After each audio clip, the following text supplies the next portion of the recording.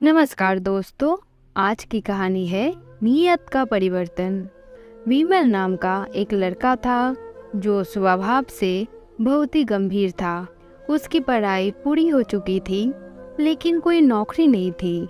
दिन रात वो काम की तलाश में इधर उधर भटकता रहता।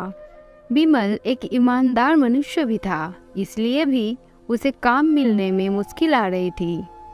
दिन इतने खराब हो चुके थे कि उसे मजदूरी करनी पड़ी। रोजी रोटी के लिए उसके पास अब कोई विकल्प नहीं था। विमल पढ़ा लिखा था, जो उसके व्यवहार से साफ पता चलता है।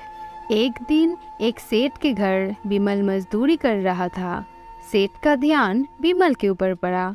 सेठ को समझ आ रहा था कि विमल एक पढ़ा लिखा समझदार लड़का है, लेकिन परिस्थिति के लिए उसे ऐसे मजदूरी के काम करना पड़ रहा है। सेठ को अपने एक विशेष काम के लिए एक ईमानदार व्यक्ति की ज़रूरत थी। उसने विमल की परीक्षा लेने की सोची। उसने एक दिन विमल को अपने पास बुलाया और उसे 30,000 रुपए दिए, जिसमें 100 के नोट थे, और कहा, भाई तुम ईमानदार लगते हो, ये पैसे मेरे एक व्यापारी को दे आओ। विमल ने ईमानदारी से पैसे पहुंचा दिए।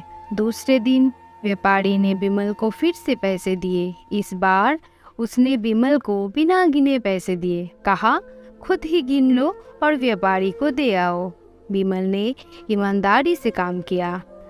सेठ पहले से ही गले में पैसे गिनकर रखा था, पर वो विमल की ईमानदारी की परीक्षा लेना चाहता था और सेठ रोज उसे पैसे देने भेजता था। विमल की हालत तो बहुत ही खराब थी। एक दिन उसकी नीयत डोल गई और उसने 100 रुपये चुरा लिया, जिसका पता सेठ को लग गया, पर सेठ ने कुछ नहीं कहा। सेठ फिर से विमल को रुपया देने भेजा। सेठ के कुछ ना कहने पर विमल की हिम्मत बढ़ गई। उसने रोजाना चोरी करना शुरू कर दिया। सेठ को उम्मीद थी कि विमल उसे सच बोलेगा, लेकिन विमल ने नहीं बोला। एक दिन सेठ ने विमल को काम से निकाल दिया। वास्तव में सेठ अपने जीवन का एक सहारा ढूंढ रहा था। उसकी कोई संतान नहीं थी।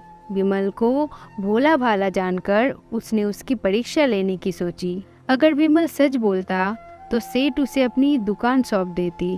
जब विमल को इस बात का पता चला तो उसे बहुत दुख हुआ और उसने स्वीकारा कि कैसी भी परिस्थिति हो, ईमानदारी ही सर्वोच्च नीति है। आज मेरी कहानी यहीं तक ख़त्म होती है। अगर आप लोगों को मेरी वीडियो अच्छा लगता है तो वीडियो को लाइक कीजिए और चैनल को सब्सक्राइब कीजिए। धन्यवाद।